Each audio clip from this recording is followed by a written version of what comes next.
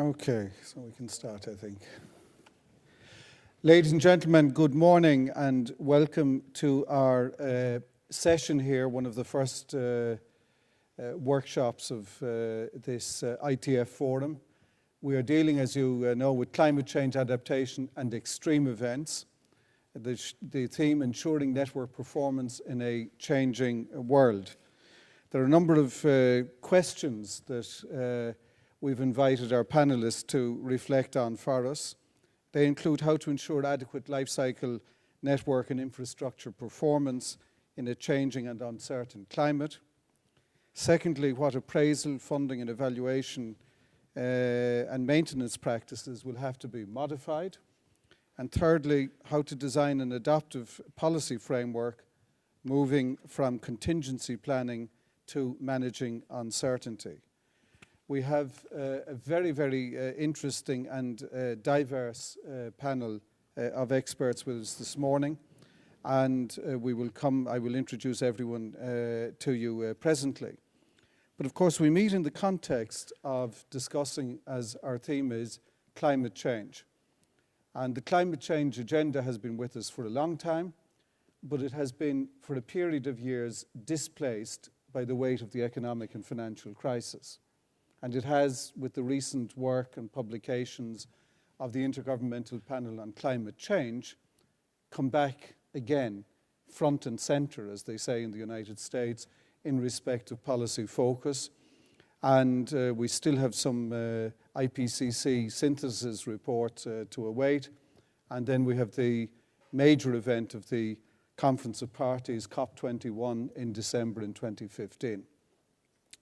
Two of our panelists this morning have been lead authors on Ipcc reports.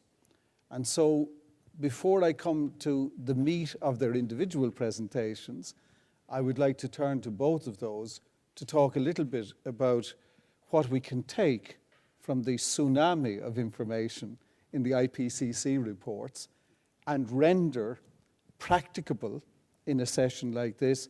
Stefan, let me start with you. Stefan Hallegatt is senior economist with the World Bank in Washington, D.C., has very extensive experience in France working on climate issues, but also internationally in North Africa, in Mumbai and India.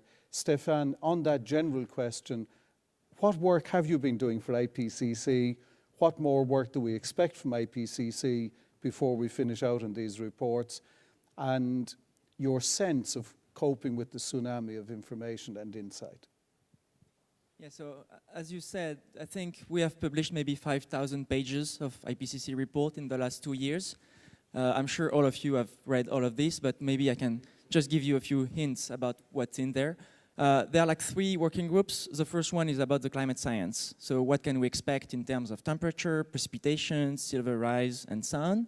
The second working group is about the impact that this will have on society, economy, ecosystems, and so on. This is a fair 2,000 pages of information. And the third working group is about policies to mitigate climate change. So looking at a transport angle, you will find a lot of information on the impact of climate change on transport and logistics and so on the working group 2 and working group 3, with the 2 different angles, adaptation and impacts on the one hand, and mitigation and reducing emissions on the other hand. And I have to stress that if knowledge about this is not sufficient to make all the decisions we would like to make, transport is a really important sector in this report for 2 main reasons. The first one is it's really at the cross of impacts on the one hand and reducing emissions on the other hand. So it's affected by the 2 problems at the same time, which makes it more difficult. And because of the timescales that anybody working in transport is dealing with. We have been working recently in Sri Lanka on the city of Colombo. When they make a decision on public transport lines today, it will create urbanization. And if in 50, 100 years, this urbanization is at the wrong place, we'll have to live with it and deal with it.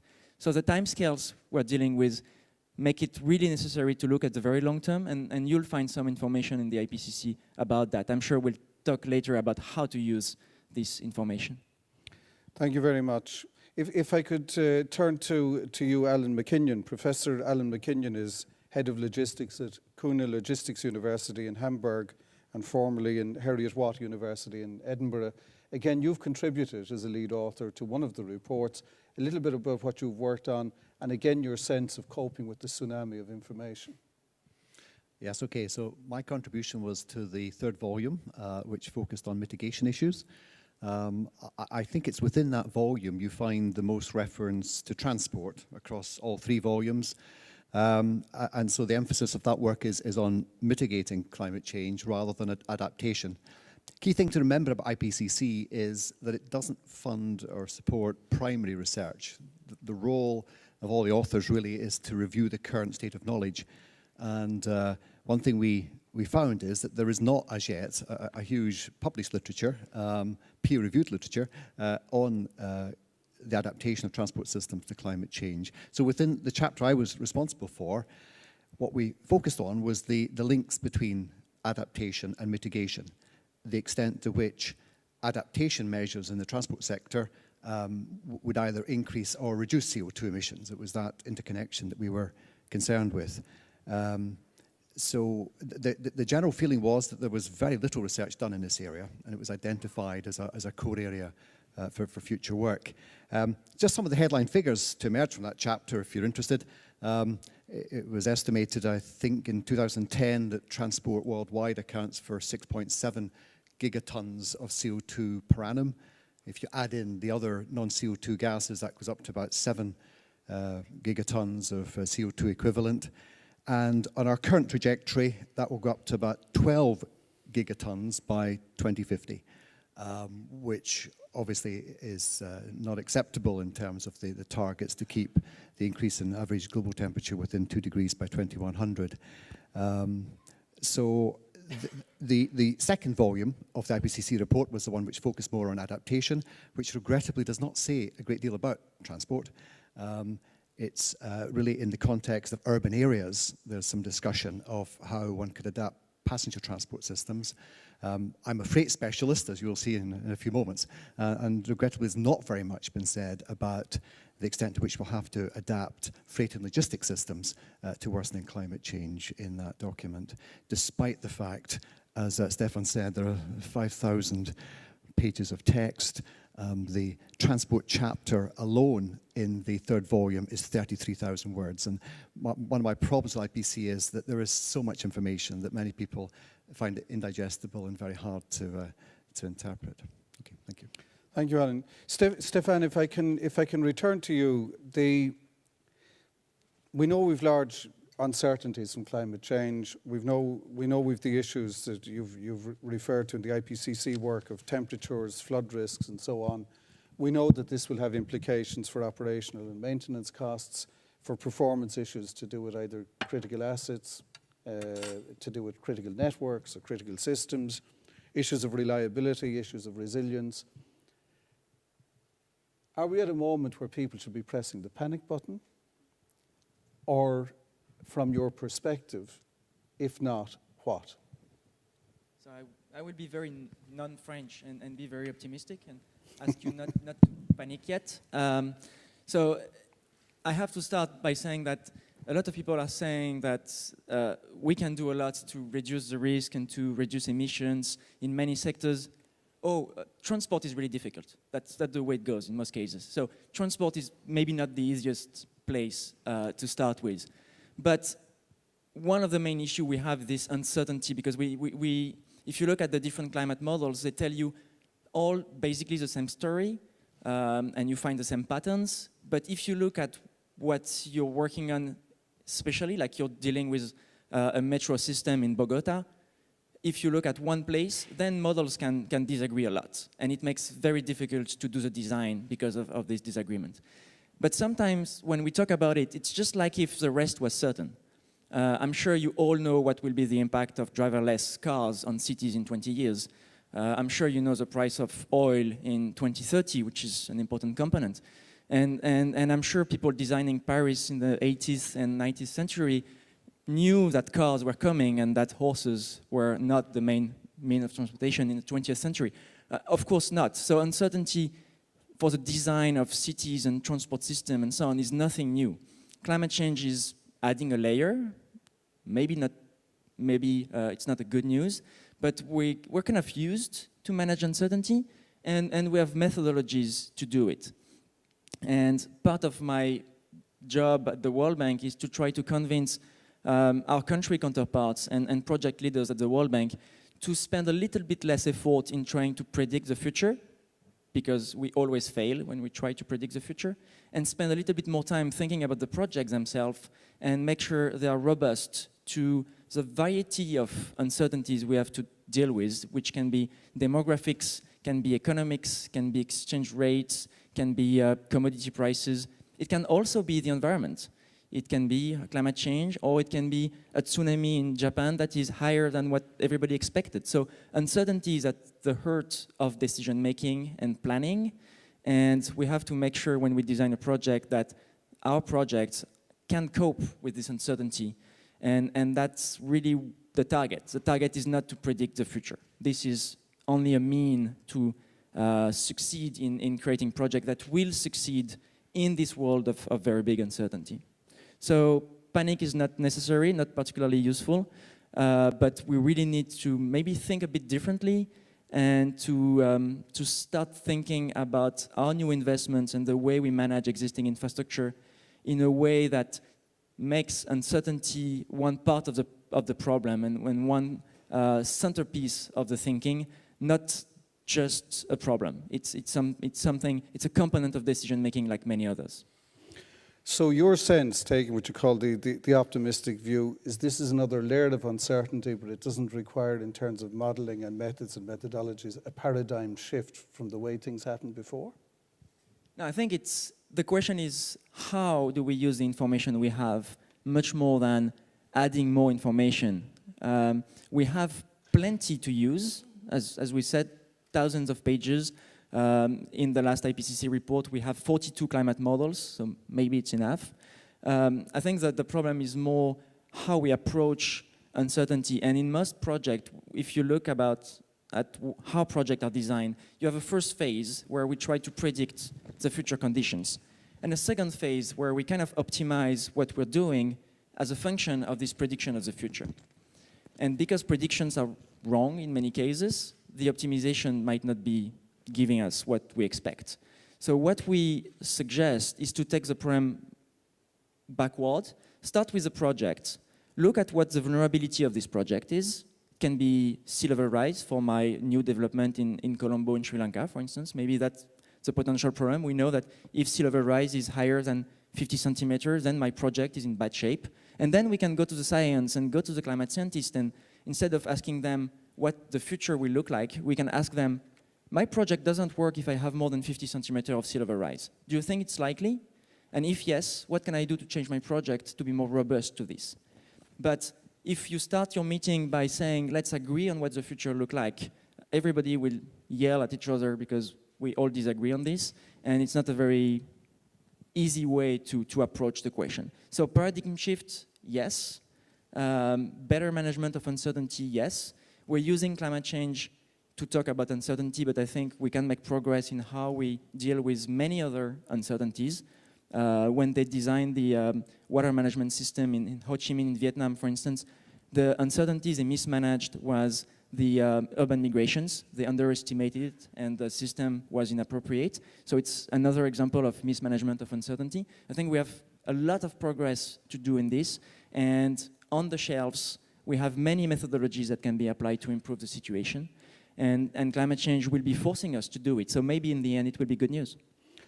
One final question. A lot of your comments, listening to the examples you've given, are about thinking about futures for new projects, thinking about the end of life of existing projects and how this debate impacts methodologies and planning for robustness and resilience.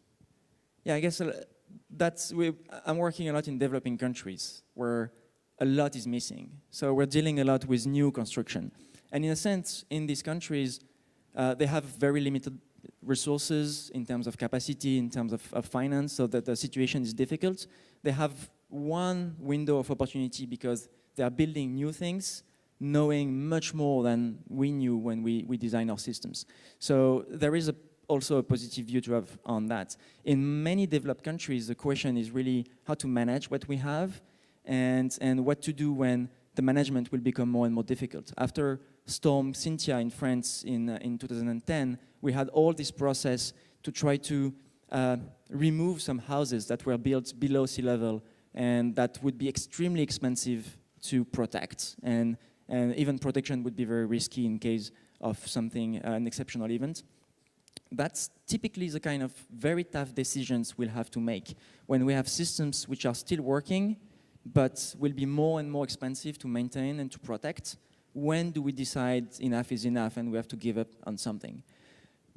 I mean, my experience is that when you start talking about that, everybody gets very nervous, and the political process to do this is very difficult. In France, we had 800 houses in a very rich country to manage, and it was hell, very difficult to manage. So when we're thinking about entire neighborhood in Ho Chi Minh City or Jakarta, I mean, the scale of the problem is so big, it's really frightening. So this will be one of the main challenge. How can we know to just step back and retreat before we have to pay enormous amount for nothing or before we have a disaster? Because the bad news is in most cases, we make these tough decisions only after disasters. With climate change, one of the challenges we have in front of us is to make the right decision before we are forced to do it. How to anticipate, and not all political process, as you may know, are very efficient in anticipating this kind of crisis. Thank you very much. Let me turn to Professor Adam McKinnon. We're dealing today primarily with the transport space, but of course it's a very interconnected space. It's a space that co-locates distribution, it co-locates supply chains, it co-locates communication chains and so on. I wonder if you could bring us from your perspective, again with an overview, through this sense of the codependency of critical infrastructures and who and how they might be managed, because there is of course also the split between the public authority role and the private sector, individual corporate and company role. Yeah. Okay, so being an academic, I need some PowerPoint slides to help me convey my messages. So if I could have my slides. Okay, so the first visual at the top relates to the point you've just mentioned, Pat, that I mean, the focus of today's discussion is on transport infrastructure, but we should be aware of the interconnections between transport infrastructure and that of energy, IT, water, waste, and so forth. Because it's bad enough if one of those infrastructures fail, it's when several of them fail simultaneously that the combined impact can be so much greater. And there's been some interesting work done in my home country, the UK, looking at those interconnections and how we can try to minimize that combined impact. But in maybe providing some context for the wider discussion on this panel, I would like maybe to push out our definition of infrastructure beyond transport, beyond these other critical infrastructures, to look at what I call logistics infrastructure. The distribution centers of companies, the freight terminals, which are now critical modes in companies' supply chains. So if they are disrupted, then the consequences for business efficiency and human welfare can be quite severe. And I think this is quite important because the general feeling is that over the past few decades, what we have seen in the way in which companies manage their logistics and supply chains is that they have, by applying good business practice, they have made those supply chains so much more vulnerable through the application of the just-in-time principle, centralizing inventory, single sourcing, more tightly coupling together processes. So over a time when the risk and intensity of adverse weather events has increased, companies have made they've exposed their supply chains to greater risk. Now, companies are aware of this. The surveys done by Zurich Insurance and BCI in recent years have suggested that between 50 and 60% of the external damaging influences on supply chains come from adverse weather. And so in developing their business continuity plans, companies are attaching ever greater importance to this. But what is often not done is to make the connection between corporate level supply chain resilience plans and the work of the infrastructure providers. Because a company may relocate a distribution center from a floodplain only to discover that the road that serves that distribution center remains vulnerable to flooding. And so it seems to me there needs to be a greater dialogue between these two organizations. I think it's also worth just commenting on the problem that many companies are currently wrestling with, which is this trade-off between business continuity on the one hand and operational efficiency on the other. So in recent decades, the emphasis has been on the lower part of that diagram, trying to cut inventory, remove capacity, take redundancy out of the system to cut cost, but unfortunately in the process that has increased exposure to risk. And I think what many companies are now realizing is that the time may have come to recalibrate that trade-off. There was in the past a fairly complacent view that many of the weather impacts could be accommodated within existing business continuity plans. But the realization now is that with these high impact, low probability events, one is going to have to increase the tolerance limits, maybe build some more inventory back into the supply chain, which is still heresy in many circles. But to protect our supply chains, it may be necessary to do that. Now that then has got implications for the way that infrastructure is managed. Because the integrity of infrastructure is not an absolute. I mean, it's a means to an end. I mean, it's the service that infrastructure provides to the freight community or to passenger transport. So if by building a bit more redundancy, a bit more slack into our supply chains, we can ease the pressure on infrastructure providers in terms of climate proofing. Now that's a fairly radical suggestion, but I think it's one maybe that we should consider in this session. And the other thing is, what role can the logistics company, the company managing its logistics, play in this process? They shouldn't simply leave it to the infrastructure provider. There are things that companies can do. If we take a multi-stakeholder perspective. So at the most basic level, I mean, one could consider some redesign of vehicles. You could put winter tires on, which reduces the need for ice protection. Beyond that, you could advise drivers on how vehicles are driven to cope with adverse weather conditions. You can increase the flexibility with which you can reroute vehicles around bottlenecks or disrupted infrastructure. You can facilitate the transfer of freight between transport modes, which is actually what we're trying to do for climate mitigation reasons. But the greater we increase that intermodal flexibility, I mean, there will be benefits to be derived there in terms of adaptation. IT has a huge role to play here. More and more of our vehicles are becoming intelligent, and that can provide drivers, for example, with information on how they should be rerouting their vehicles around weather-damaged infrastructure. At the next level out, you're looking at the design of companies' logistics systems, doing risk audits to make sure that critical nodes in company systems, the warehouses, are not in locations likely to be paralyzed by adverse weather. That's at a company level, and then at a multi-company level, you've got the configuration of companies' supply chains. And we're now looking at ways in which that can also be altered to minimize climate risk. And just to pick up a couple more points coming out of that, I mentioned mode split. One of the interesting issues, which I don't think is properly researched as yet, is this interaction between climate mitigation and climate adaptation. And that is particularly pertinent on the modal split issue. Because one thing that concerns me is if we discover that it's going to be more expensive to climate-proof low-carbon infrastructure like rail and water, and if our resources are then plowed more into road transport, then that could run counter to our desire to move freight away from high carbon modes to lower carbon modes. And another point is that so much logistics is now outsourced. And so many manufacturers, retailers believe it's the responsibility of their logistics provider to deal with these climate risks. But some logistics providers, like DHL, have seen a business opportunity in this. And I simply wonder to what extent in the future the resilience of a logistics provider's network may become a more important competitive differentiator. So a few thoughts maybe to pick up later in the discussion. Stefan, please.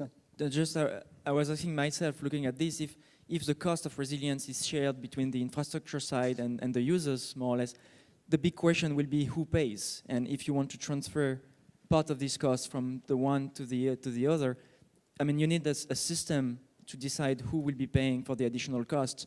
And with the pressure on public finances and maybe the cost of resilience increasing with climate change and other things, this question will be more and more important. So I guess everybody's happy to have everybody else paying for this, but we cannot think about that without looking at the flux of finance and see who is paying and how we finance infrastructure. And this is a problem that goes way beyond resilience. So the financing of infrastructure is a problem in developed and developing countries today, and introducing resilience makes it, in a way, even worse. On this resilience model, as you've put it out there, Alan, there's a strong concentration on what we call the role of the corporate sector in providing some of its own resilience. So presumably the payment question in your model is primarily located as a corporate adjustment cost to provide the resilience in supply chain. It is at the moment, but picking up Stefan's point, I mean, if we do have more effective pricing of our transport infrastructure, you know, then you can, I mean, toll collect in Germany, for example, you know, if some way you can build some allowance for resilience into that pricing mechanism. I mean, it's not done at the moment. I mean, one prices infrastructure to recover the capital cost or maybe to take account of environmental impacts and so forth. It's a quite interesting radical suggestion that we somehow allow for adaptation issues and climate proofing issues in that pricing mechanism, but worth pursuing. Okay, these are issues anyway I think that we can pick up along the way. I would like to introduce next to my right again Xavier De Leche. He has served in various French government departments and does a huge amount of work coordinating climate change adaptation and the action plans in France in the transport sector. Xavier, you are particularly, I think, a specialist in vulnerability assessment. To do with existing practices and this debate on climate change and extreme events, how does that impact on vulnerability assessment, and what kind of methodologies have you been developing with colleagues to take account of these additional uncertainties and these high impact, low probability events of which we speak? Thank you, Pat. Thank you, Pat. Before going to the methodology itself, I would like to stress that it's true that assessment is at the core of our national action plan. I would like to, in a few words, explain why we felt this was an important action, at least at the first steps of our action plan. I will remind the general principles of the National French Adaptation Plan. There are 5 objectives. It's to improve knowledge, to integrate adaptation in existing policies, to inform stakeholders, to consider interactions among sectors and stakeholders, but also to focus responsibilities on who is responsible for adaptation.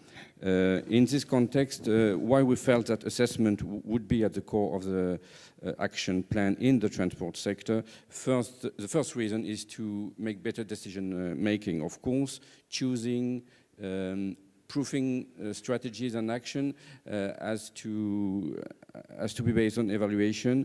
We have little resources to do so. The range of possible tools to improve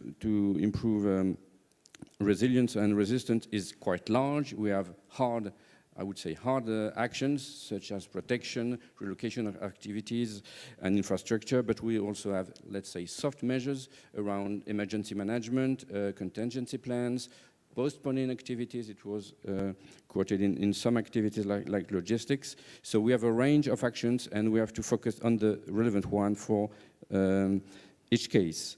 The second reason to make assessment central in our strategy is, as I said in the general principle, actors that are relevant for adopting adaptation actions are generally local, in the sense of geographical local. They are local authorities. They generally have almost all the toolkit in their hands, or transport operators. So we have to boost, let's call it awareness, or to help them respond to their users, because since adaptation issues are more or less a reliability issue, I think users also, or citizens, speak to those people and make pressure on them. So we have to help them.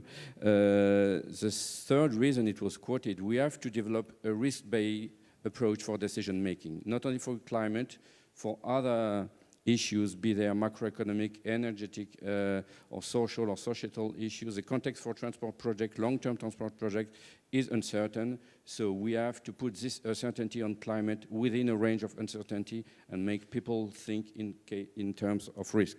Nothing is certain, so avoid the central and the central scenario. At least consider 2 or more scenarios. You will think better.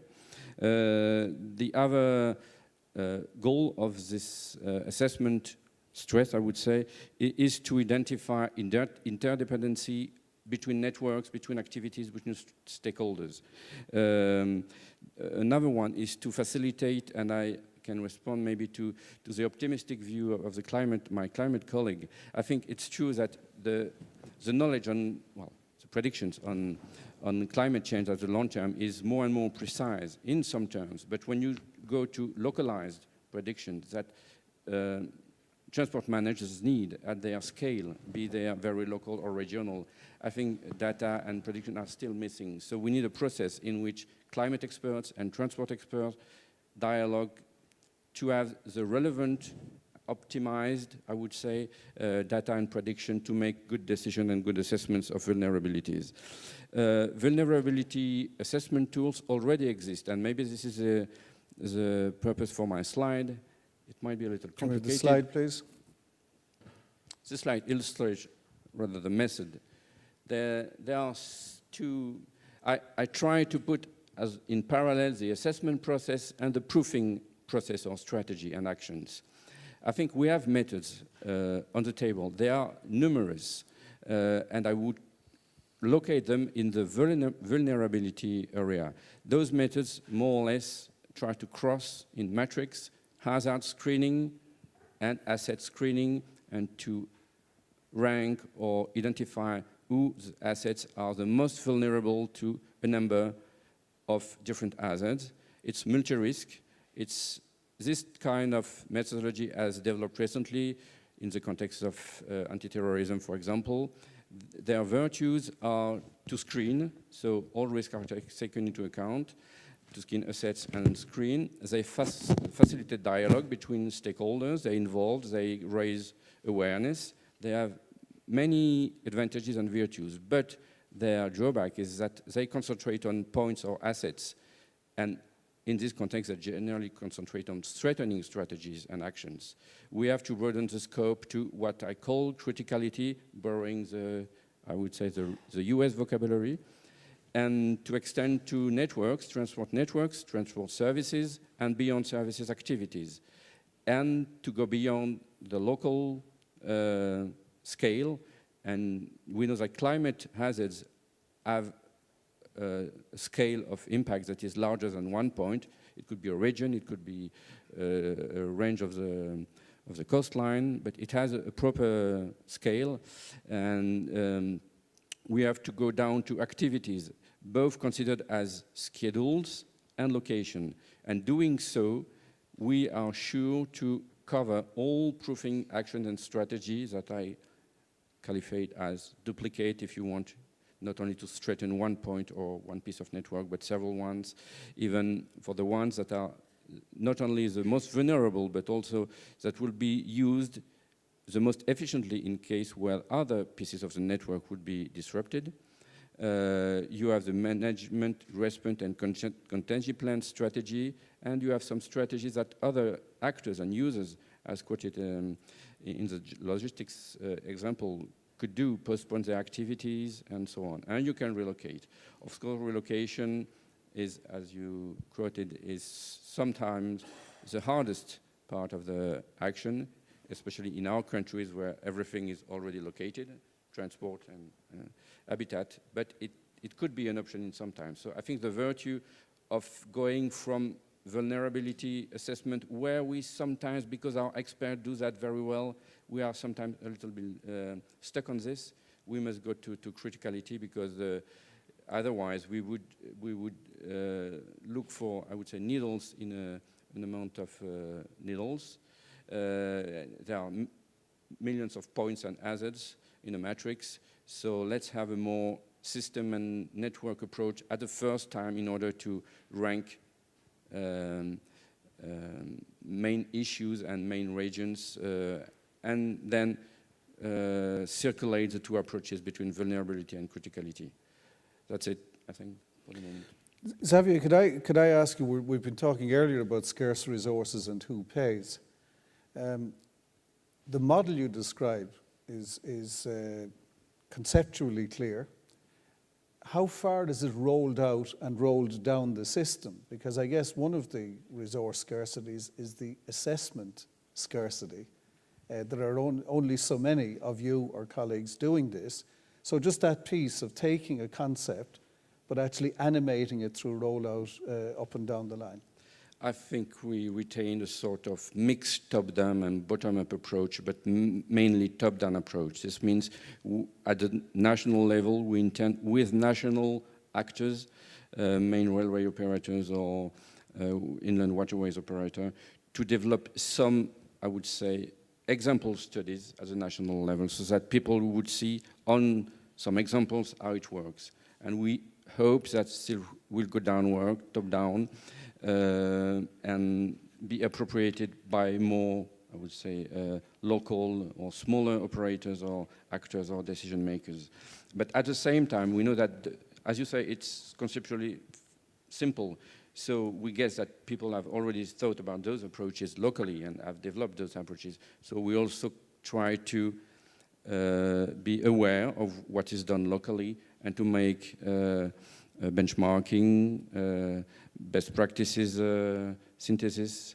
So we intend at the state level, national level, to give the example, I would say, but we are open to other local practices and to make this evolve progressively. It will not be done from one day to the next day, but that's it. Can I react briefly on the assessment scarcity? Because yes, at the same time, there are like hundreds, thousands of assessments which are made and result in beautiful reports that might be somewhere.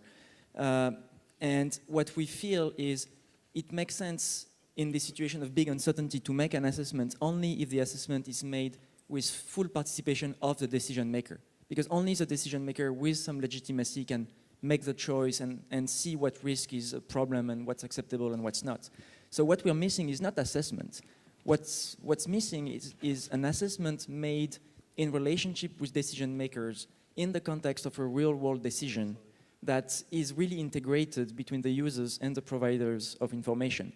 And this is not only a problem of the providers of science and risk information. It's also that when these people are looking for cases where they can apply the skills and help make a decision, well, everybody's busy and we don't have so much time and so much budget and it doesn't work. So I mean, I'm sure there are a lot of people in the more practitioners and in the decision-making world here, and without your involvement into these processes, there's nothing that the experts can do. I mean, it's not only a question for experts. It needs to be done with the decision makers, and we're looking and fighting to find decision makers ready to just walk this way with us to see what's the problem and what's not. So if anybody's interested, this is an open invitation. Xavier. Yes, I would respond on this. I think you are quite right that decision makers and practitioners have to be involved in this process. But our optimistic view is that living from this vulnerability assessment tools that have, now they are common, I would say, in the practitioner. Every public transport operator for stations or local network knows vulnerability assessment, so we can build on this. And practitioners use it. They are very simple. You have matrix, it's colors, red, and green. So it's progressing. The criticality level is more difficult because it's generally beyond local operators. So you have to have a national impetus, I think. Okay, in any event, I mean, I think this kind of discussion at a minimum is about awareness raising for exactly the kind of collaborative effort that you're describing, Stefan. Let me turn, if I could now, to take the same set of questions, but a different perspective. But Vlašin, from United States, from your experience with we can take a look at the slides if we could for Butch. From your experience in the United States on these criticality issues, can you give us some solid and practical examples? We've all seen the extraordinary coverage of Sandy and its impact last year, and Katrina in New Orleans some years back, and so on. And I know that you've been doing a lot of work, including pilot projects, on lessons to learn and lessons to apply from some of these extreme events. Thank you, Pat. Unfortunately, a few good storms helps drive home the point that the climate is changing and that we need to take different approaches. Not too many years ago, when I first started discussing climate change, extreme weather events in the United States, I would have 2 or 3 people in the audience who were actually in the audience by accident. They really planned to go to a different meeting, but they came to see what was going on.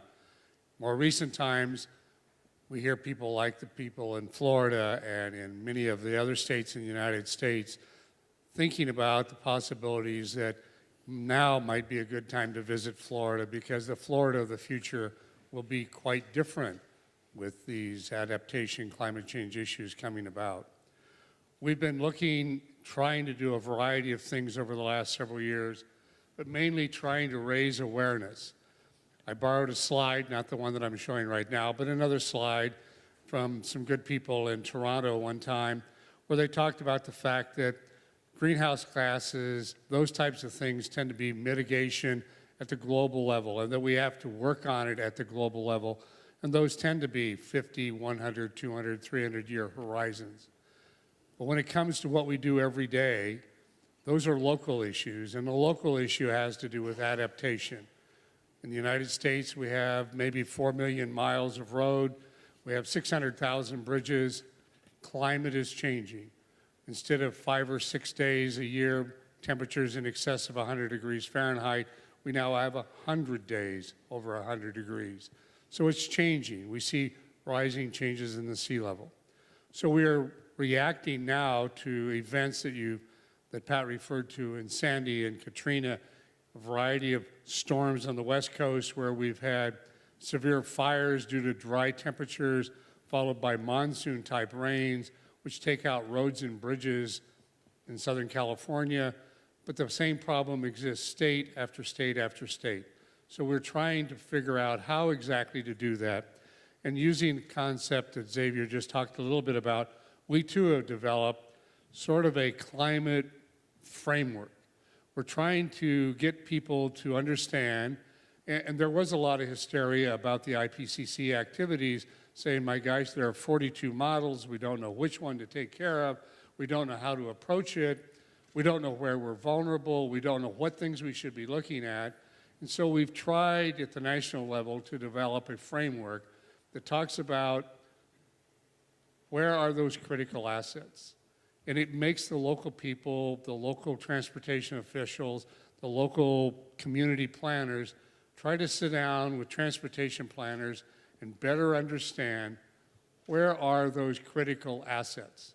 And if we can figure out where the critical ones are, then what's the likelihood of one of those critical assets being affected by an extreme event or a change in the climate?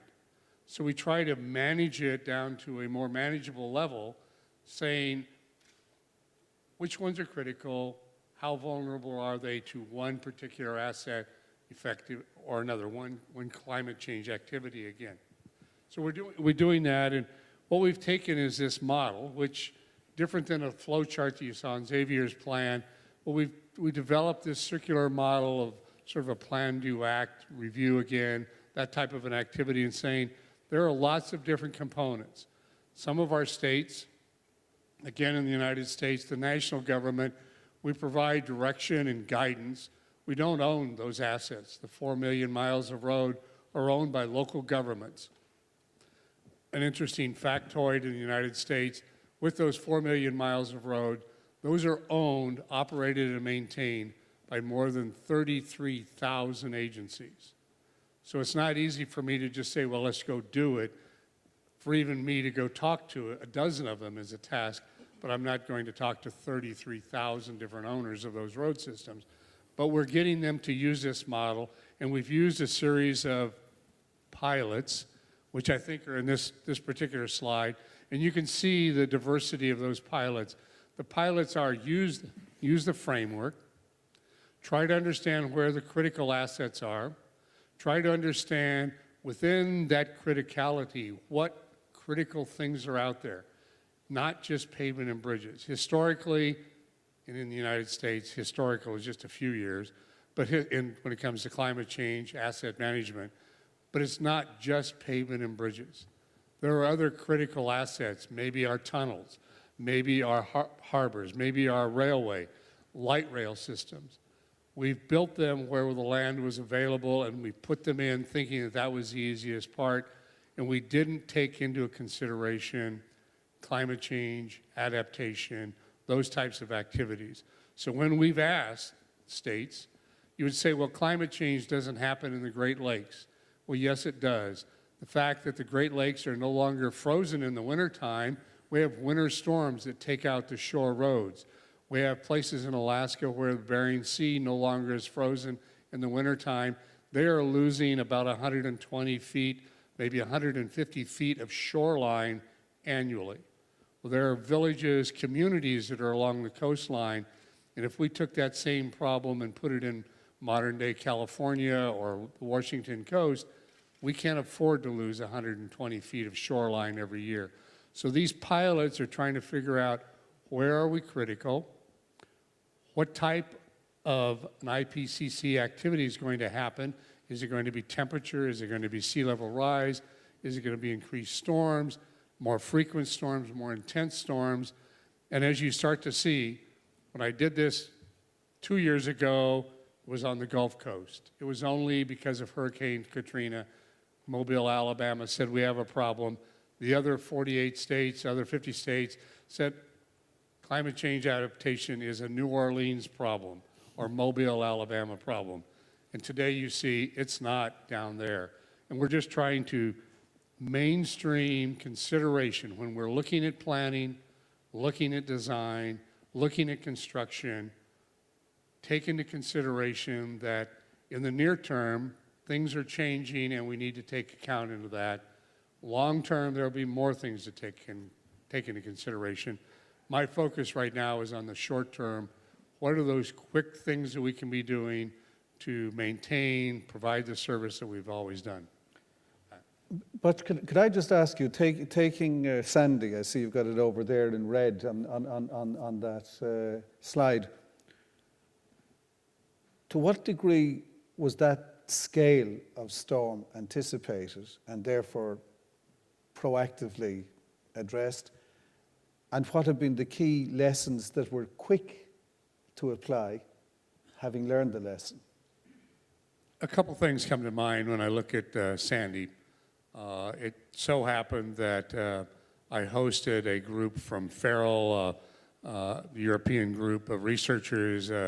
They came to the United States, and we wanted to go into New York and the northern New Jersey area and ask questions that predated Hurricane Sandy. The northern New Jersey, New York, Connecticut people were always fearful that such a storm could possibly occur. They actually gave credence to the fact that such a storm could occur. The magnitude of the storm probably didn't reach the magnitude that I still remember in New York City, they said the water could go up to 11, 11 and a half, 12 feet, and we're okay. That's a lot of water over sea level, higher than they'd ever planned. No record of it ever being in the history of New York City or in the sandy area. And when the storm came ashore and the news people were reporting the water was 8 feet, and then it was at 10 feet, then it was 11.5. When it got over 12 feet, my iPhone and my cell phone and my computer started buzzing with our good friends here in Europe saying, didn't the mayor say at 12 feet you were going to have a problem? And the press was saying, it's 12.5 feet, we're still doing okay. And we knew, the Europeans knew, no, we weren't. We were now having a problem. The tunnels were flooding, the streets were gone, the bridges were gone, the housing was gone. We probably painted the wrong picture leading up to the storm, when in fact most people knew that there would be a problem at that time. Today, as we move forward, we're looking at, again, as I said in my vulnerability plan, which assets were critical, which ones survived, why did they survive, what do we have to do to make them resilient, what do we have to make them to do to be more robust. But we're also looking within our agency itself. Is the agency, the one that deals with the services there, are they resilient? Can they respond quickly? We are currently looking at 12, I believe, critical assets in the Sandy Hook area, things like tunnels. They tend to be sort of out of sight and out of mind until they fill full of water, and then they're not very good, and they don't function very well. We're looking at traffic control devices. We're looking at culverts. We're trying to figure out what is that critical piece, and we're taking lessons learned from Sandy and trying to figure out how can they apply to other situations across the United States. Thank you very much. I think we can come back on that. I hope to come to the audience just to put you on notice in a few minutes and to take comments or questions and just to say that to you. I'd next like to turn, if I could, to Gordana Petkovic. She's working with the Norwegian Public Roads Administration, and as with all the other speakers, Norway has been working on this area, and without trying to reduce whatever message you want to give here as your key message today, I know that in talking to you, one of the big issues you've emphasized, and other speakers have spoken about this, is the need to communicate and the need for cooperation, and that it's not some singular individual or isolated public responsibility. And I think also you have a number of Norwegian examples to talk about in that regard. Yes, cooperation is really always important. Nobody can say that it's not important to cooperate. But in the case of adaptation to climate change, collaboration appears to be a precondition for doing anything, for any kind of efficient adaptation to climate change. And of course, there are several types of collaboration. One of them we have talked about up to now, that is the discrepancy between the climate research results and the needs of the engineer. And the difference in perception on uncertainty that requires dialogue and collaboration. So just to explain that, I need to say that from the engineering point of view, although everything is uncertain, budgets are fixed. You need to build your project within a fixed date. So there's many other things that are fixed, and the fact that the climate load is changing is anyhow handled from this perspective, that you do need a number, where you could say that where the climate researcher sees the uncertainty, the engineer sees a number. We do need to know what kind of loading we need to dimension for, to design for. We also need to have an idea of the safety margin. But we also need to understand that the safety margin is decreasing as climate change is setting on, and of course that we need to have the idea of risk when choosing our design numbers or design basis. So anyhow, this cross-disciplinary communication is a very, very important feature or type of collaboration. Then I would also like to say that another type of collaboration is the communication between local authorities and state authorities, and of course all levels of management between that. One can say that municipalities are really the arena where all the vulnerability is shown. It is like municipality is kind of an asset level for the society. And of course, municipalities differ. The challenges are not the same from one place to the other, so local needs have to be met by tailored measures. And in a simple world, I guess one could either have the bottom-up approach, so that all municipalities start working and then we end up with a kind of a framework that everybody is happy with.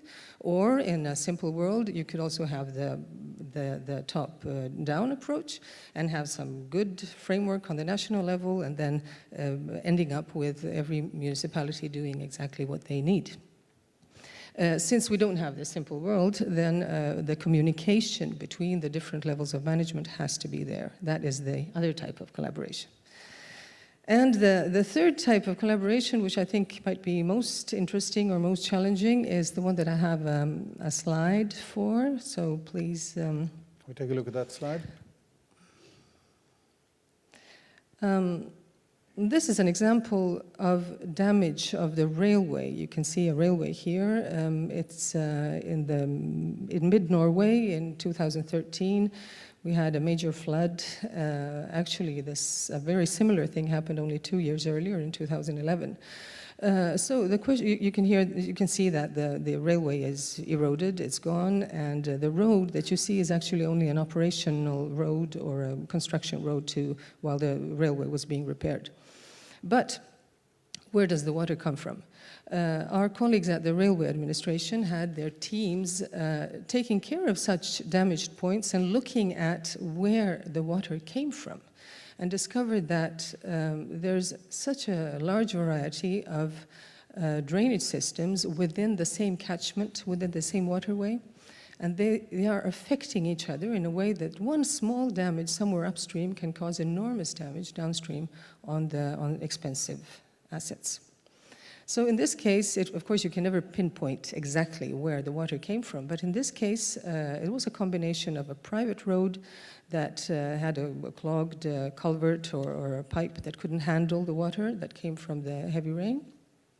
And there was also a forest property and some deep, traces after a forest machine that led the water where it was not supposed to go. And then the water started its way downhill,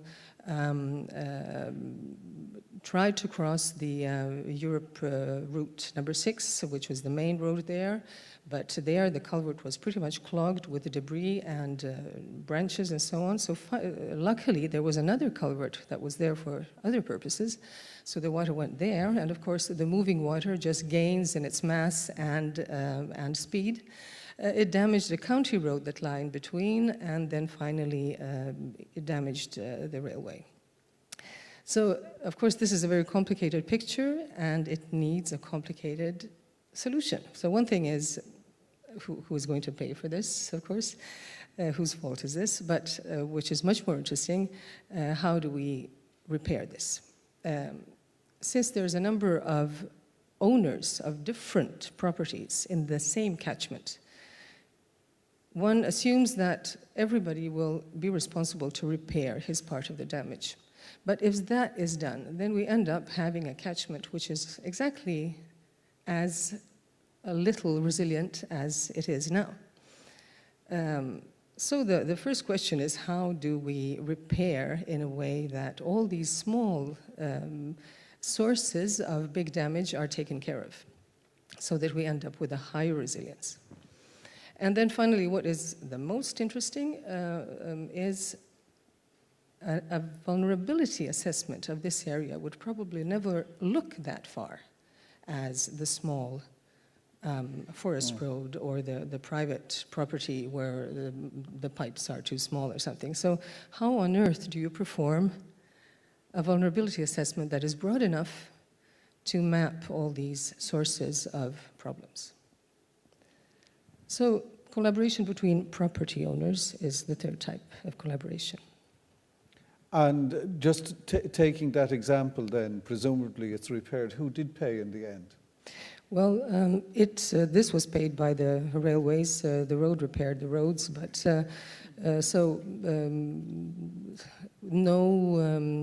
well, we didn't move on in looking or in finding a more better financial structure for such cases. But we did recognize the problem, and now we have a research project, a collaboration project between roads, railways, and the Directorate of Water Resources and Energy.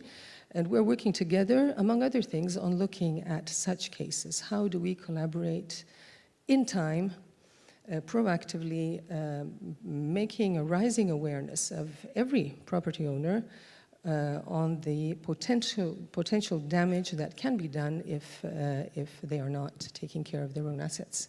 So we are moving in the right direction, I think. But do you have examples like those we heard from France, the 800 houses, or we see in the United Kingdom where they're going to shift some railway inland because of vulnerability? Do you have examples of that sort where you're retreating because your rational view is the costs and the vulnerabilities don't add up to keeping things the way they used to be? It's a very difficult question, of course. People usually don't want to be moved.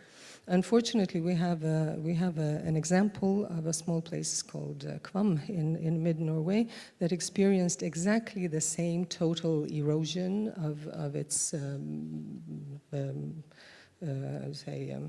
of the city, only 2 years difference. So in 2011, some measures were decided upon and started being performed. Some of them were just about to be built, and then a new flood came and did the same damage. Some ideas came up with, well, the insurance companies managed to collaborate with the municipalities, and people were given another place to rise their houses for their insurance money. But then again, that was decided on the basis of how damaged the house was, meaning that a neighbor house that was not that damaged is staying where it is. So it's not easy. It's a very, very complicated issue, and of course, you don't have a general answer that would suit all cases. Stefan, you want to come in? Just one thing, because we're talking about retreat and making people move. There is a lot of experience of relocation of people from slums in developing countries, and try to move people from flood zones to safer zones. And in most cases, well, not in most, I should not say that someone will complain to me, but in many cases, these processes failed. And one of the big issues is how do we make people move while keeping them connected to their networks, jobs, services, schools, friends, and so on.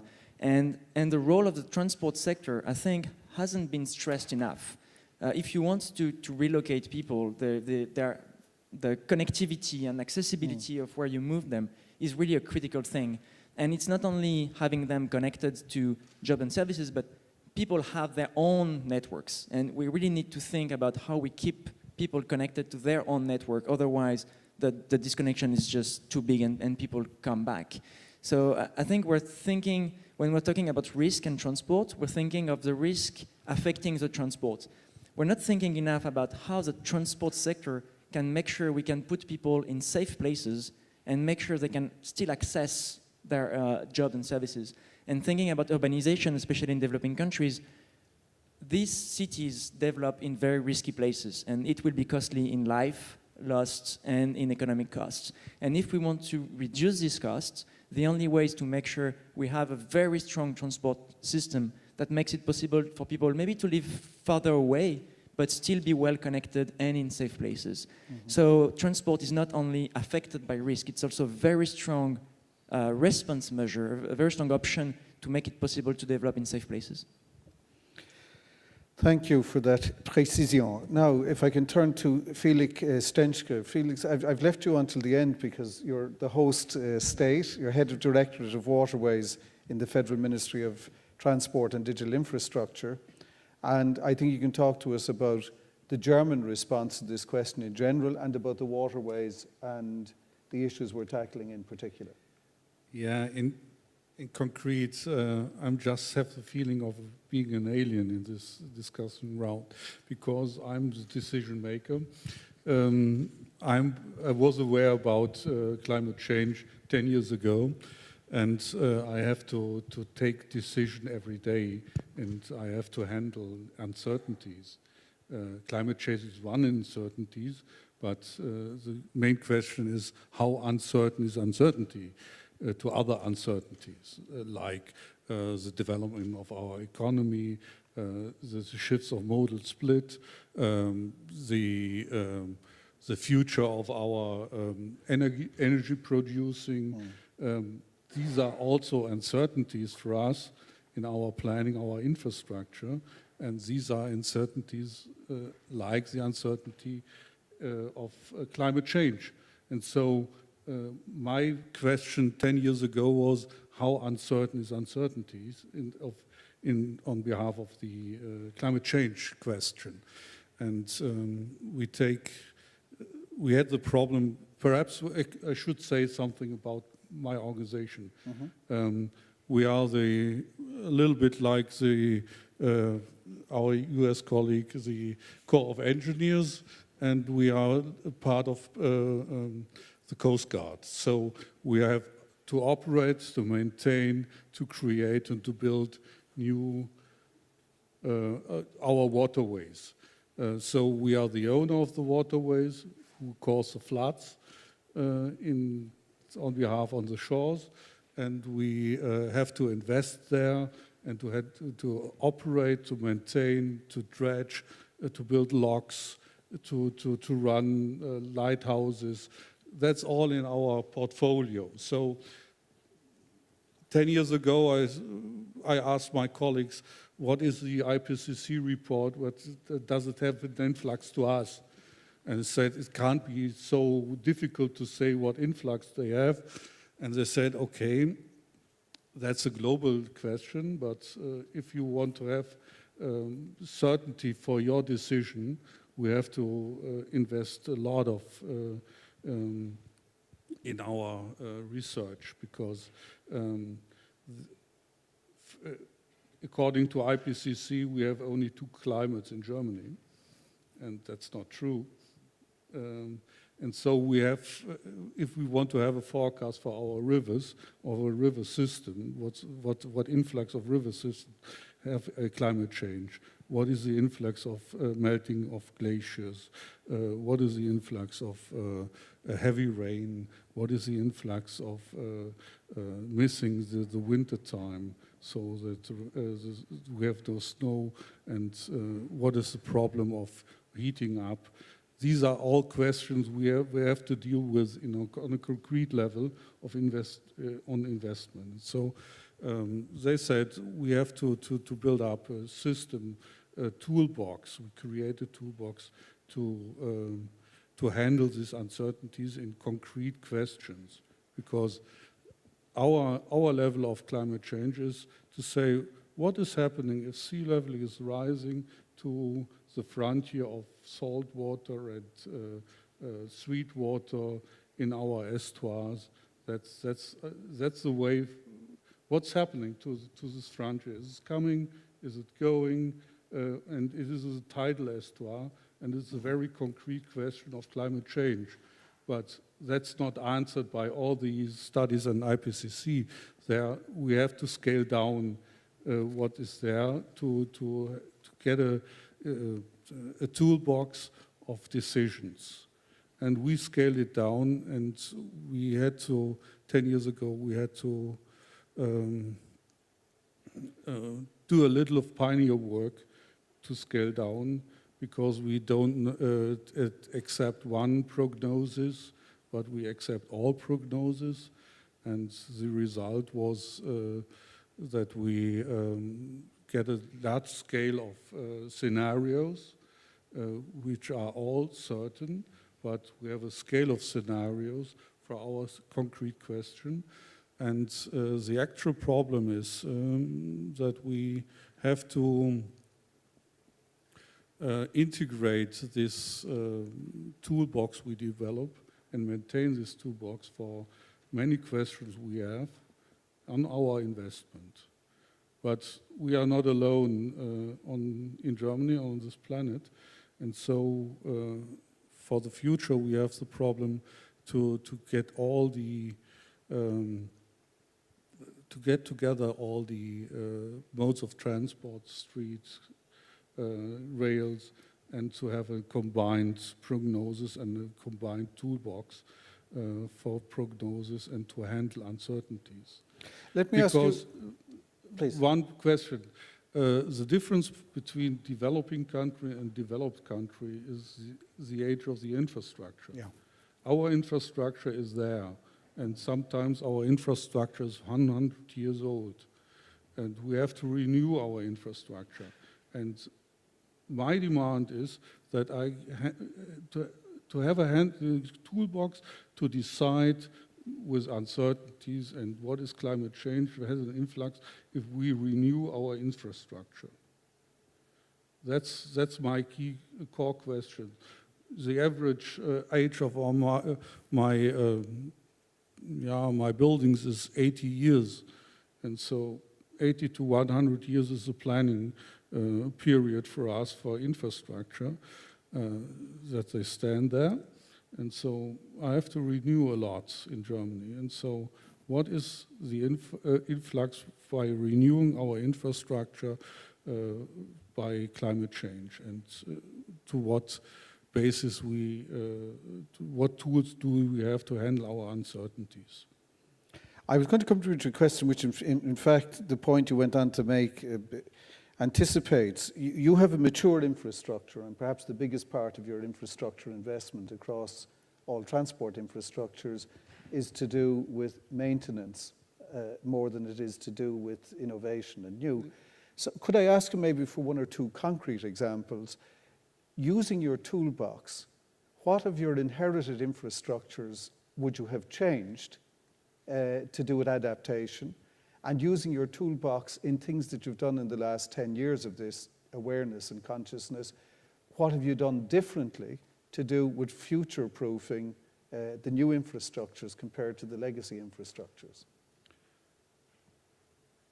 We are just in a hard discussion if inland navigation is possible on the River Elbe, or what is the future of inland navigation on the River Rhine. Mm-hmm. And how many water do we have continuously in the River Elbe to have a transport mode there who is economically? And so we are just discussing these questions. Do we have enough water in on our waterways to have inland navigation there? Some say yes, some say no.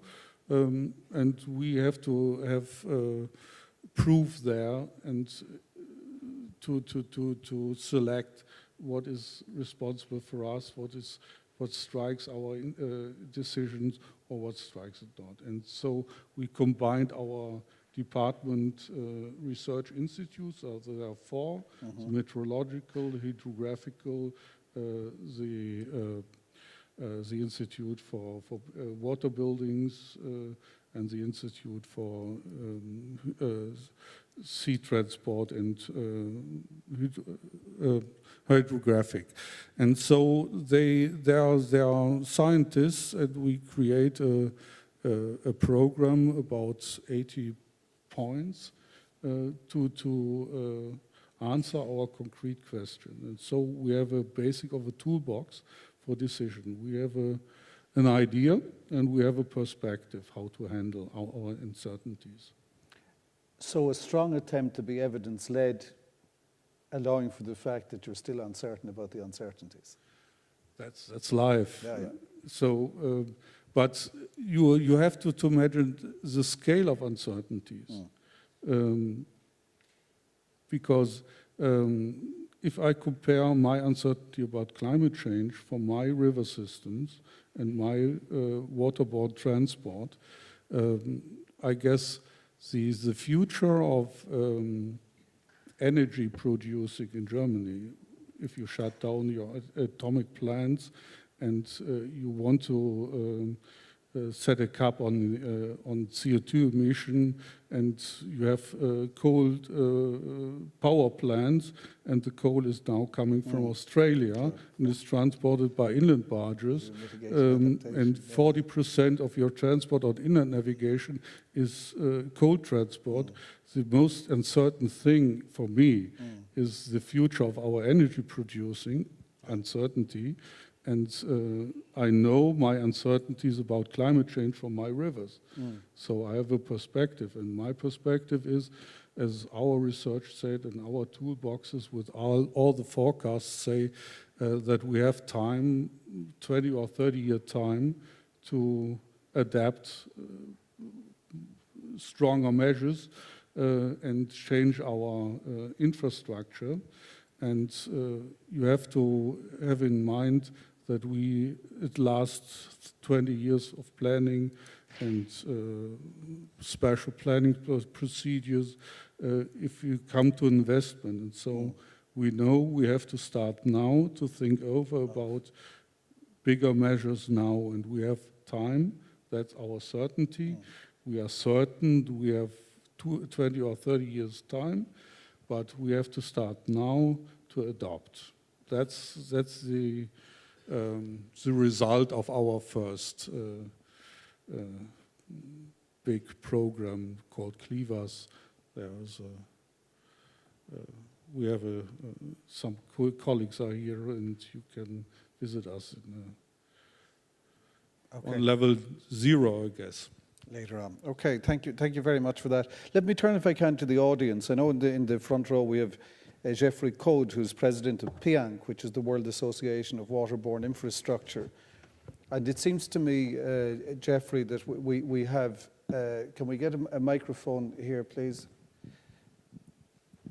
We have a nice segue to come to you, because this question of long-lived infrastructure is especially true to do with port infrastructure and so on. What overview do you have as a World Association of the extent of the awareness, the development of the toolboxes, and the capacity to adapt and respond to extreme events? Just to try to answer to your questions, give a small example. If you look at the Thames Barrier, for instance, when it was designed in 1986, then you would take into account the geological effects, of course, of the little sinking of the Britain in the sea, and then you would take the past observed sea level rise to design this infrastructure. Now, of course, if you look at the climate change science, you would say you have to double or triple, the sea level rise you're expecting in the coming years. So this is something new, which we have taken into account into many design. And if you look, for instance, at the return of experience our American colleagues had also on New Orleans, then they have introduced, in my understanding, a resilience for higher storms than what was designed to a 100 level return. So I think this is coming slowly, but as you mentioned in the beginning, 5,000 pages, how can you get all this information and put it in an acceptable, understandable way for engineers? And this we have tried within PIANC, for instance, having created a sort of platform which we call Permanent Task Group on Climate Change Issues, which is completely horizontal and which aims to give to all our reports we are regularly publishing on how to build infrastructure, to maintain it, and to do it in a proper way. So I think the awareness is increasing. We still have lots of efforts to do, that's clear, but things are evolving, and we are also working with other associations. For instance, you mentioned in the ports, International Association for Ports and Harbors, and we are thinking in a broader approach, for instance, we just produced recently a guide for port authorities about sustainable ports as a whole. I mean, and it takes also in a broader view all the things you've been discussing yet. Thank you. I'd like to turn, if I could now, to the audience. We have just a few minutes if there are any questions or comments that people might like to pose or to make. Yes, please. Can you identify yourself and your, public, private, whatever context? Yeah. Yeah. Hi, Julia Piper. I'm a journalist with E&E News Environment Energy Publishing based in Washington, D.C. I actually wanted to ask you, Butch, about the National Climate Assessment that President Obama put out. What did that signal in your line of work? Was it good to have a strong signal from the executive pointing to these disasters? And could you maybe talk to the audience some about what that found? It was pretty dire.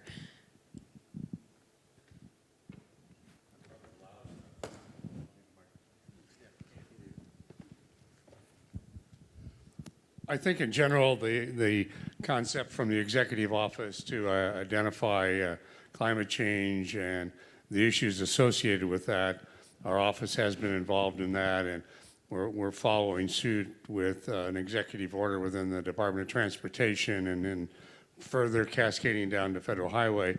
But the idea being that it's raising that awareness and it's saying that things are happening. We need to take action, and we can't just sit idly by.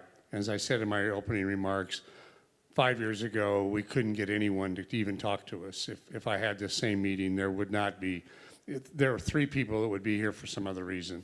So I think for him to understand, for the White House to understand, we need to make it part of our cultural fabric that we are going to be addressing these issues for generations to come. So I think our agency, the public that I talk to, the people that I see, even my neighbors, are all pretty pro about the idea. And I think that's what we have to do today. I don't have answers. I don't have solutions yet.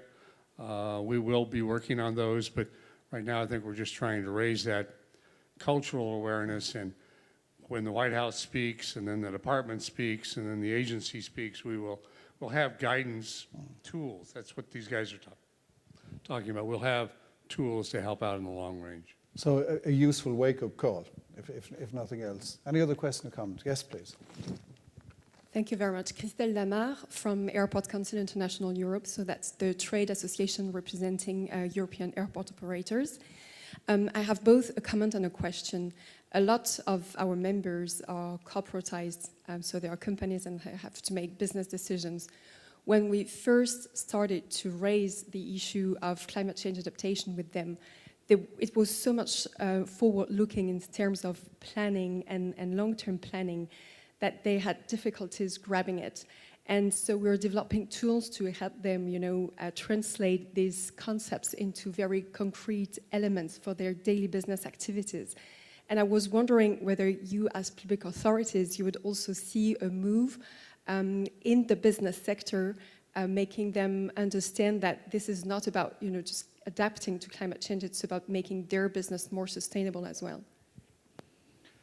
Okay, I don't know. Well, yes, Xavier, you want to take that? I have a concrete and home example to quote, the city of Nice, my home city, that precisely among the example studies that were conducted in our process, the one was on the airport of Nice, which is very vulnerable now to extreme events. There will be different, but more or less the same in the future. And this toolbox was applied, and it worked perfectly.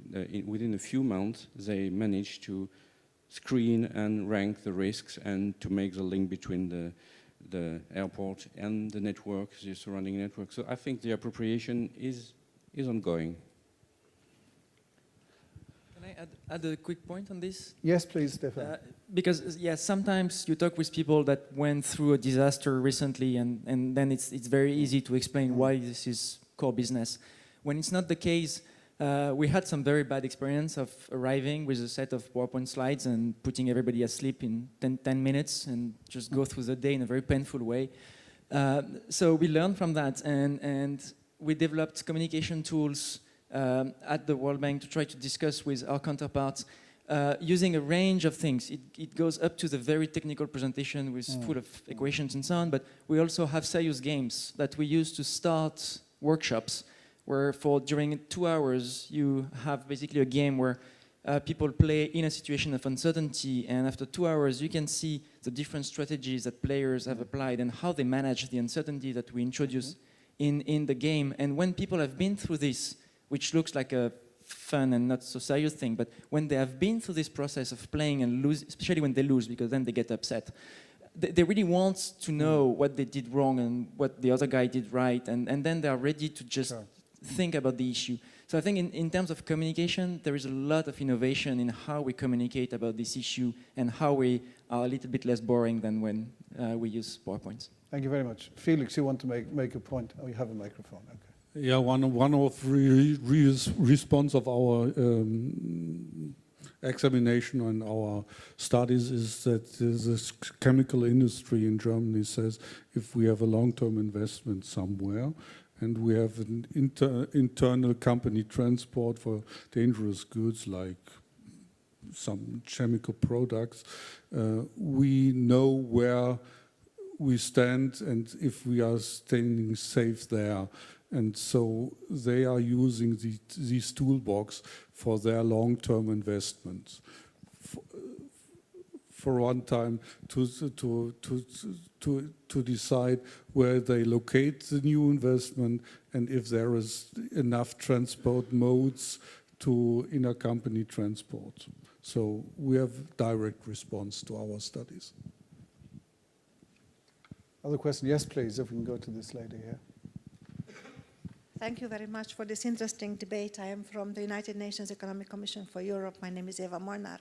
And actually, I've got a question to the World Bank representative, Stefan, because if we have to increase the resilience in transport and in the other infrastructure sectors, most likely the feasibility criteria that is usually applied in investment and rehabilitation lending might become less stringent. So is there any discussion within the bank or with the other IFIs to be less demanding concerning feasibility of new projects?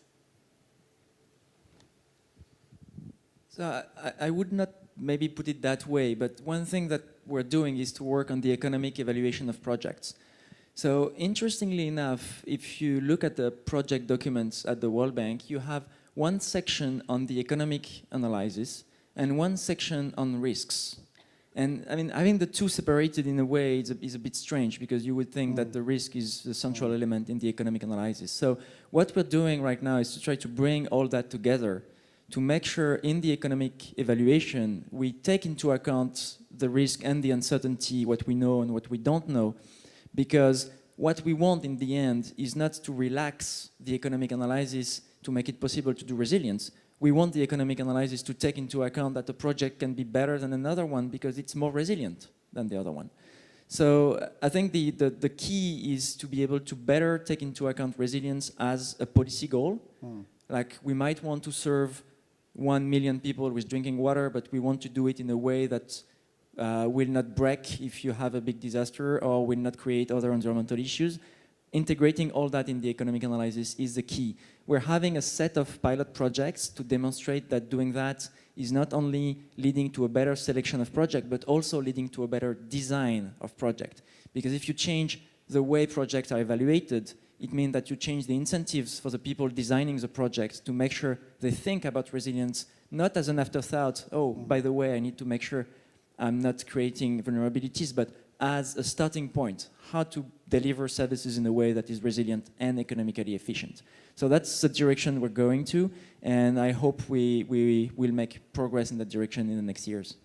Now, I'm conscious of the time and I want to start wrapping up. I'm going to ask everyone on the panel for a sentence, not for a long contribution. The one thing to an audience like this on this topic, the one thing that you think is a key message that you would kind of just like to leave at the end. But I do have a question. I don't know who might like to pick it up. There was some discussion, and Gordana mentioned about the engineer has a fixed budget. You may have many uncertainties, but in the end of the day, you've got a fixed budget to deal with. And one of the things I wonder is the tendency to engineer up, or should we begin to engineer down? In other words, the engineer up, let's build an abutment and a bridge that can take everything that nature can throw at it so far as we can measure all that stress and load.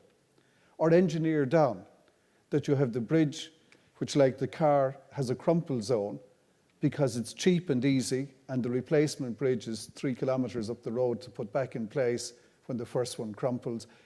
Which way do you go on those things? Because with the limited budget, there's not necessarily only one set of engineering responses or wider planning responses.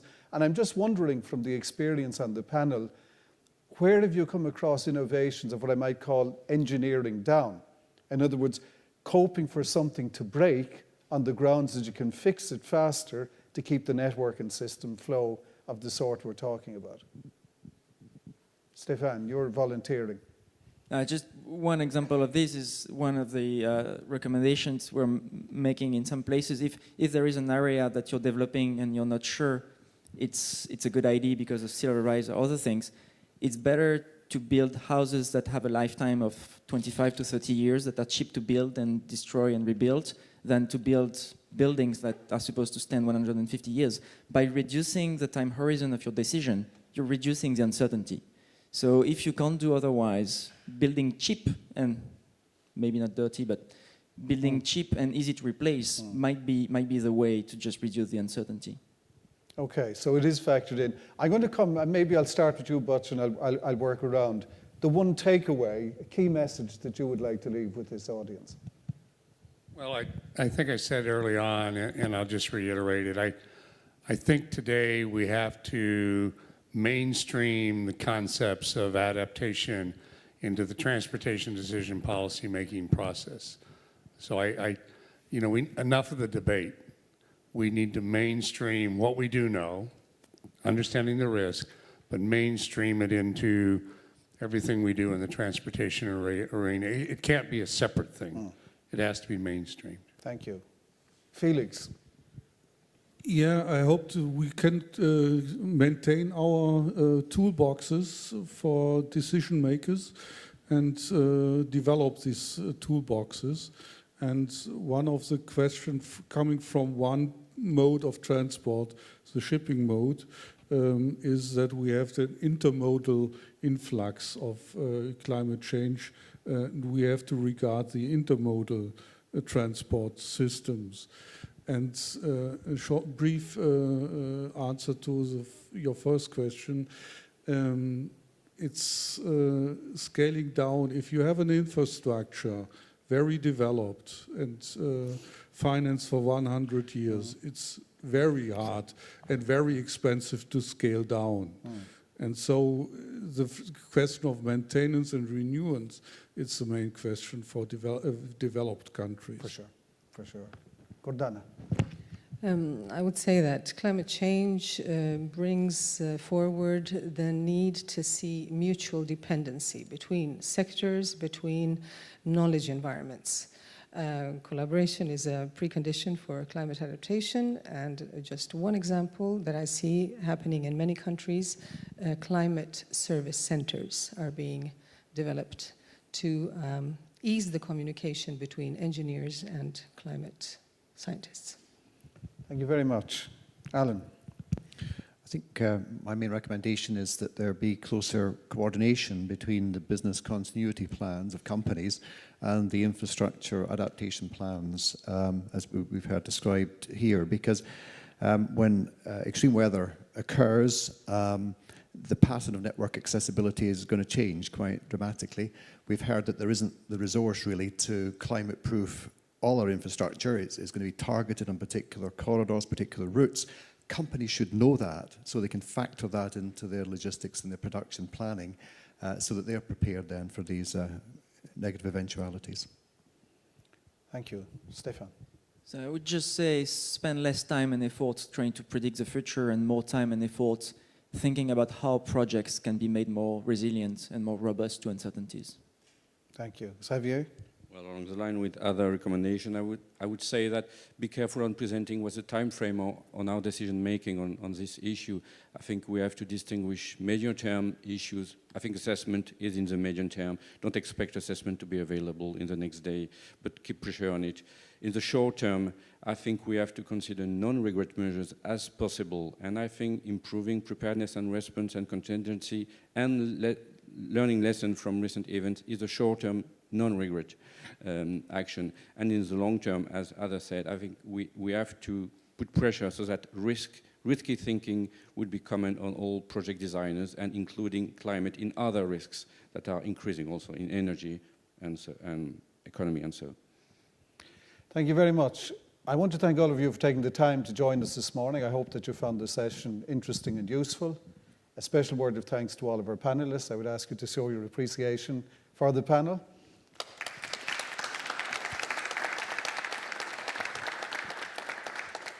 And we look forward to meet you wherever in the course of the next 2 days at the various plenary and breakout sessions. Thank you very much indeed.